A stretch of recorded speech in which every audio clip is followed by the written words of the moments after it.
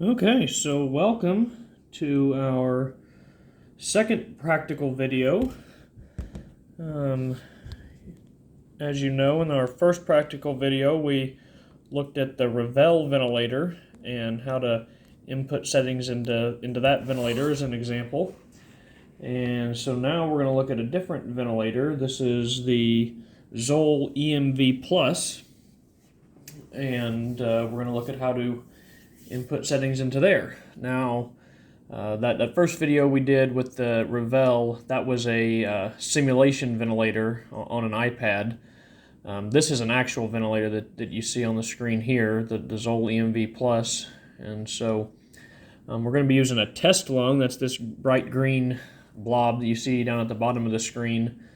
When we're ready, we'll hook that to the actual ventilator circuit and then be able to see the how the changes that we make affect a lung. So ventilators, this one is really easy to use. So to start out with, we just turn it on by turning this knob right here to the on position, and then it's going to come up to the start menu for us, and we have a few different selections that we can pick from by just scrolling with the scroll knob here. So we have adult, pediatric, mask, CPAP, custom, or last settings. So I'm going to go with adult here first. And anytime you highlight something or want to change something, and once it's highlighted, then you have to hit this green check mark. So we highlighted adult. Now we're going to hit the green check mark. And so it automatically is going to give us an alarm here saying patient disconnect. And we know that because we haven't hooked the circuit up to our test lung yet. So I'm going to go ahead and do that. I'm going to go ahead and put that test lung on our circuit. And then I'm going to hit this red, well, it's going to clear on its own, I guess. So it now detects that there's a patient. So it'll start ventilating for us. Now, the settings that it puts in here are just the default settings for an adult, but we're going to change those, obviously. So it's already giving us an airway pressure high alarm. So that would be like a high PIP alarm that we've talked about. So I'm going to change some settings around here real quick just so that alarm goes away, and then we'll talk about how to put our settings in. So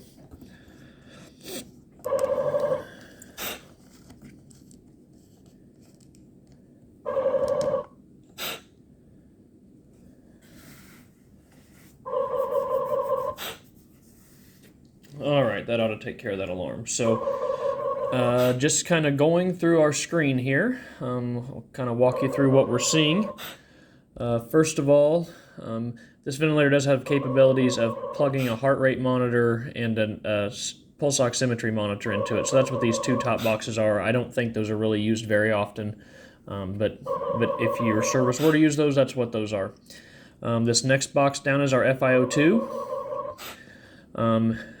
A nice feature of this ventilator is it also tells us when we are plugged in to an oxygen source, it tells us how many liters per minute of oxygen we're currently using. And so that's nice for longer transports or when you need to calculate how much oxygen you have left and if you've got enough to complete the transport. Down below the FiO2 box is our PIP. So one thing to note on this ventilator is that any solid or bold numbers are numbers you can change. They're a setting you can change. Any outlined numbers like the 30 here, the PIP of 30, that's just a measurement. That's not something we can change. That's the measured PIP that the ventilator is measuring right now. So down below the PIP there is the PEEP. Right now the PEEP's set at 5. Below that is our tidal volume. It's set at 200 right now. And then below that we have BPM as breath per minute or our respiratory rate. So that top 12 there, that's our F, our little f, the frequency. So remember the outlined numbers are measurements. So that's going to measure how many times per minute the patient's actually breathing as opposed to what we had the respiratory rate set at. So the dark bold 12 is the respiratory rate that we set. The outlined 12 is the frequency. So that frequency is always going to be at least what we set our respiratory rate at, but it may be more if the patient's over-breathing. Now, below that box, that box also contains the I to E ratio, and we'll come back and talk about that when we go through our settings. Then this bottom box down here is our mode, so our mode and our breath type. Right now the mode is AC or assist control, and the V in parentheses, that's for volume or volume control. So we're in volume control breath type, our mode is assist control. We've got a respiratory rate of 12, a tidal volume of 200, a PEEP of 5, and an FiO2 of 21%. So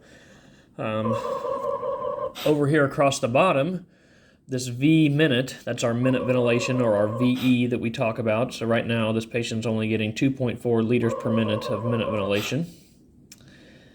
And then those next two boxes you don't need to worry about, but this TI, you can see that's our I time. So, all right, let's just go through putting a patient on the ventilator and setting somebody up on here. So if we were setting an adult up, we would have selected adult mode like we did. And then the first thing we usually choose is our breath type and our mode. So to do that, we're going to come to the button that's next to the mode box. And if we push it once, it kind of darkens the AC here. So that's our mode. And then we can use the scroll bar to change it. So we can do AC or SIMV. This ventilator doesn't even have a CMV on it, so it's not something we have to worry about. That's how infrequently we use it.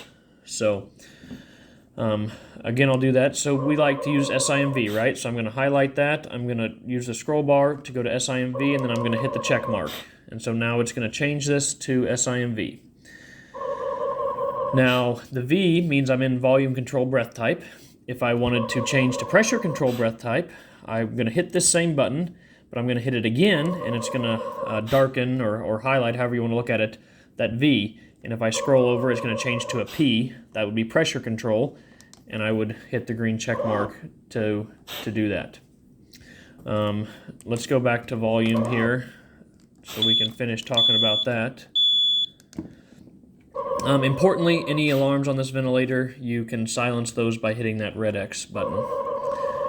All right, so we've chosen that we're going to use volume control breath type, SIMV mode.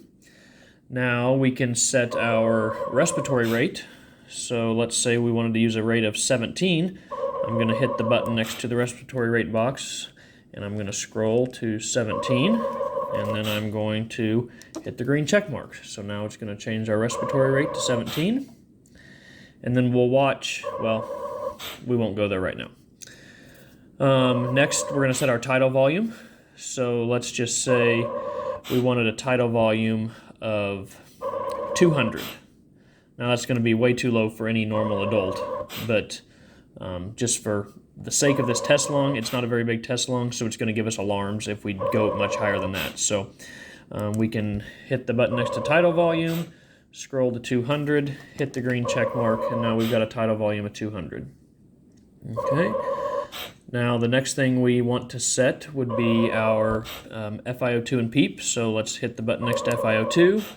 We can scroll that to whatever we want it to. Usually we start at 100. I don't have this ventilator hooked to oxygen right now, so it's not going to actually do that. But you can scroll that up to 100 and then hit the green check mark. Okay. And then we have our PEEP. So PEEP is in this box right here with the PIP. Now, so I'm going to hit that button. The first thing it highlights is our pressure support. So we can go ahead and change that right now. So remember, since we're in SIMV mode, we need a pressure support set. So I'm going to hit that button, and we're going to change our pressure support, and we usually start with 10. So we'll do that. And then if I hit that button a few more times, I finally get over to PEEP, and we can scroll that and make it what it wants. It started at 5 there, so we'll just leave it at 5. Now, lastly, we need to talk about our I time and our I to E ratio. We know that those are related. Remember on the Revell, to change our I to E ratio, we had to change the I time, and then it told us what our IDE ratio would be with that specific I time. This ventilator is a little different, so we can actually change the IDE directly, and then it'll change the I time automatically for us. So say we have an asthmatic patient that we want to put on an IDE ratio of 1 to 4, I can hit this button next to the box that has IDE in it, scroll until I get to the IDE, and I can change that to 1 to 4, then hit the green check mark.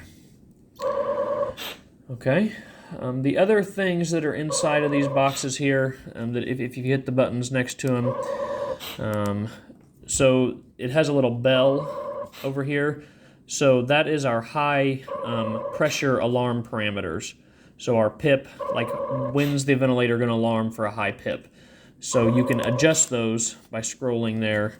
So it's like for the PIP on this ventilator, it's going to it defaults to 35 for high and 10 for low.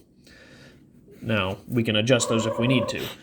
For the tidal volume, it's going to it defaulted to 345 and 115 for the high and low. We can adjust those if we need to by scrolling through there. And then for the respiratory rate, it's going to alarm for greater than 25 or less than 8, and those can be adjusted as well. Now, something I didn't mention with the IDE ratio, you will notice that when you adjust that, it automatically adjusts your I time for you.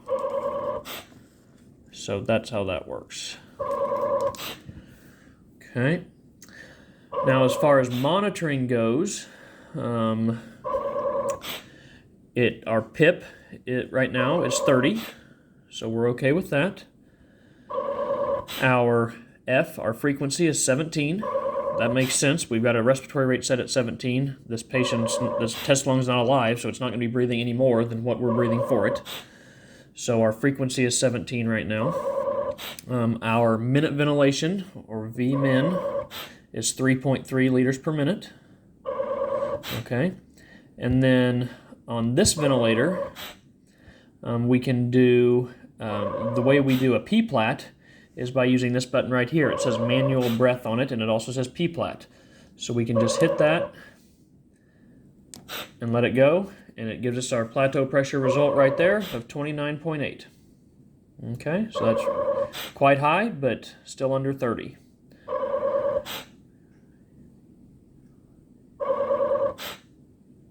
Okay, so I think that's all for volume control breath type. Let's switch over to pressure control breath type. Remember, we're going to go down here to the mode box and scroll over to where that V is, change that to a P, and now we're in pressure control. Okay, so you'll notice some things changed here in pressure control. I'm going to change an alarm parameter here so it doesn't get mad at us.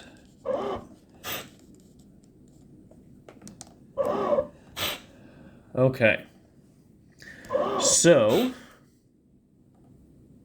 I'm going to have to change another one. All right, so the top two boxes didn't change at all. The FiO2 box didn't change at all. None of that is any different in pressure control breath type. However, in pressure control, remember, we don't set a tidal volume. Instead, we set a pressure control number. Now, what Zoll calls pressure control, they call it a PIP. Okay, so on this ventilator, if you see this dark 31, that is our pressure control that we would set on another ventilator. So to change that, if you remember, we usually start at 15 for our pressure control. So I'm just going to hit the button next to that box, and I'm going to scroll down to 15 and green check mark. All right. And then we still have our pressure support at 10, right? So that didn't change between breath types. And then we still have our PEEP of 5. So we can change those if we need to, but we usually start with that pressure control of 15 and a PEEP of 5. Now, notice how tidal volume here is now an outlined number. That means it's a measurement. It's not something we can change. It's not a setting we can change. That makes sense because we're in pressure control breath type. We don't set a tidal volume. But we do know that in pressure control we have to monitor our VTE, remember? So that's what this box is right here. That's our VTE. That's the tidal volume that we're getting this patient with that pressure control value that we have set. So respiratory rate's no different, IDE ratio is no different in pressure control. And really, that's about it we need to talk about right here. So the main difference between that volume control breath type and the pressure control breath type are these two boxes here. In volume control, the PIP was a measurement, not something we adjust, but we do adjust the tidal volume in volume control. It's just the opposite in pressure control. We adjust the PIP, that's adjusting the pressure control, and then we have to monitor that tidal volume, that VTE. Okay? So one other nice thing about this ventilator, it does give you waveforms. If you feel like getting really in-depth ventilator physiology, those waveforms mean a lot and can tell you a lot, but not something you're going to worry about at the beginning. So I'm going to switch this off real quick, and then we're going to go to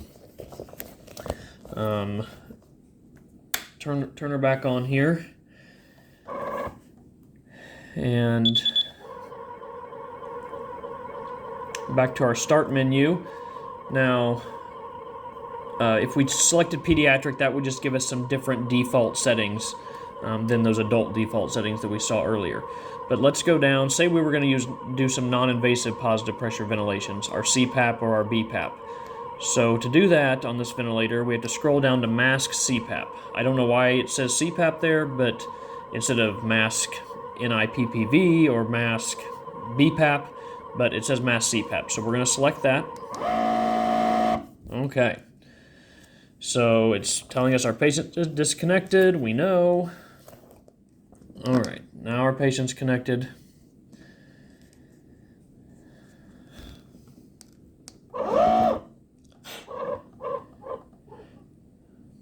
Okay. So we're going to have to do this real quick.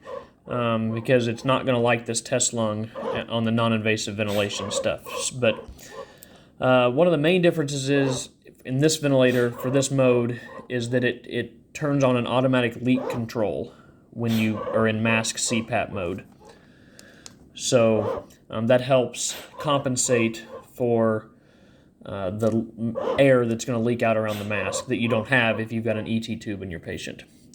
So down here we're going to have our choices for our mode, and we know that our two choices are CPAP or our BPAP. The Zoll calls BPAP BL, or bi-level is what that means. So if we wanted to do CPAP, we could, we're going to select CPAP, and then we are going to set our PEEP and our IPAP and our EPAP. So remember, EPAP is the same thing as PEEP. We usually start out with an EPAP or a PEEP or a CPAP setting of 5 centimeters of water. So we're already set at that here. If we wanted to change that, then we could scroll that, change the PEEP, but we're going to leave it at 5 for now. Remember, in CPAP, that's really all we need, because we don't have an IPAP setting or a pressure support setting when we're in CPAP mode. It's that one continuous pressure all the time. So it gives us the option for a pressure support here, but that's not something we're going to use if we're in CPAP. Okay, our FiO2 we adjust the same way as with invasive. It's going to measure our PIP for us. It's going to measure the tidal volume that the patient's taking, and it's going to measure the respiratory rate that the patient's breathing at. Now, remember, in non-invasive ventilation, we don't set a respiratory rate because the patient should be breathing spontaneously. And so that's why this ventilator's mad right now, is that this test lung can't breathe spontaneously, so it's trying to go into an apnea backup mode. So that's why it's alarming. But if you had this on a real patient that was breathing, you wouldn't have that issue. Now, say we wanted to do BPAP, we could come over here and switch to BL or bi-level, hit our green check mark, and then it gives us the option to set our IPAP and our EPAP. Okay? So we said we like to start out with an IPAP of 10. So I switch the IPAP to 10, and then I'm going to scroll to our EPAP and it's already set at 5. So now we're at 10 over 5, or IPAP of 10, EPAP of 5. It's going to still do the same thing with FiO2. That doesn't change. It's going to measure our PIP for us. It's going to measure our tidal volume that the patient's taking and measure the patient's respiratory rate. Okay, so those are the main things. You can, again, adjust the alarm parameters when you're in non-invasive mode if that's necessary. Let's see, I'm trying to think if there's anything else about this ventilator. Very simple ventilator to use. And, we can just apply the same concepts the generic concepts that we learned for every ventilator. How you dial those into one specific ventilator or another is going to vary, but the concepts of mechanical ventilation don't vary from ventilator to ventilator. So as long as you understand those, a quick orientation to whatever ventilator you're using should have you well on your way to using that vent to manage your patients.